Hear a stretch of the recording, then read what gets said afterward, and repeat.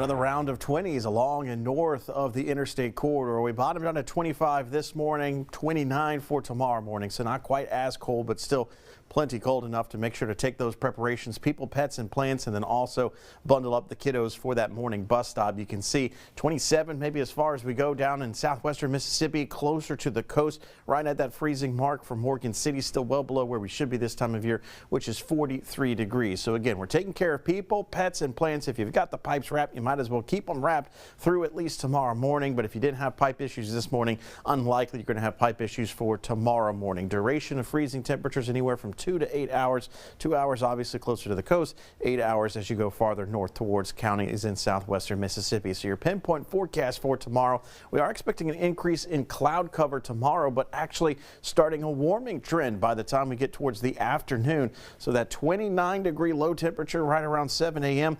is actually going to warm up to about 60 degrees by the time we get towards the midpoint of the afternoon. But most of the afternoon hours expected to be in the 50s. So what is going to prompt this warming trend is actually what we call zonal flow. What's going to happen is the jet stream is going to start to flatten out in the coming days, and you can see how the coldest of the air starts to get locked back up north of the country line of the United States and Canada.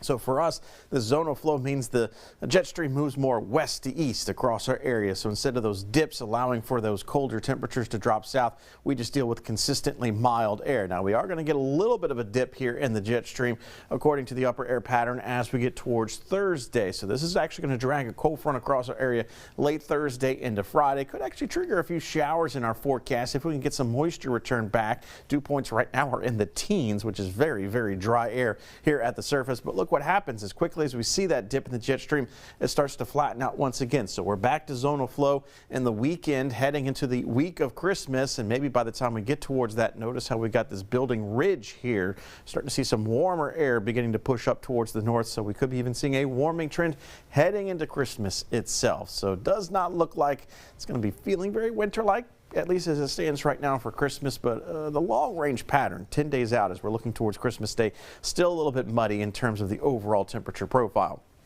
30% chance of rain in the forecast for Wednesday and Thursday as that next dip in the jet stream occurs.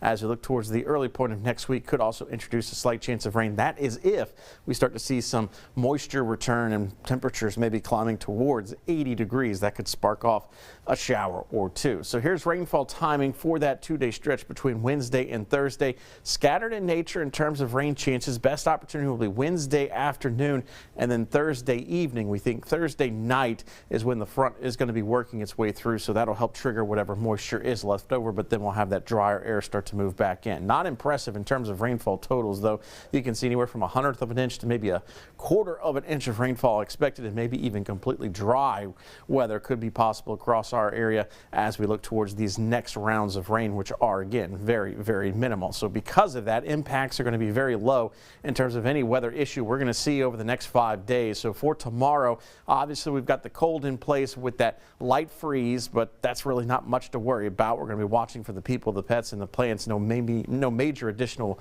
things that you're going to have to take care of. Wednesday, Thursday, Friday, and Saturday, rest of this week, all shaping up to be very, very quiet as that zonal flow regime pretty much sets itself up. Temperature roller coaster is going to be in effect. So again, it's going to be cold for today as we top out only in the upper 40s. We see that light freeze for tomorrow morning, but then the high returns to 60, and then we're close to 70 by Wednesday and well into the 70s by the time we get towards Thursday. Once we get to there, we're going to put the brakes on the warming trend because we get that front in here. So notice how temperatures start to take a dip heading back towards Friday. And then as we head towards the following weekend, we're rebounding quickly once again with those highs back into the 70s. And yes, Sunday of next week is actually the first official day of winter. At this point, 77 degrees. Not sure that really feels a whole heck of a lot like winter.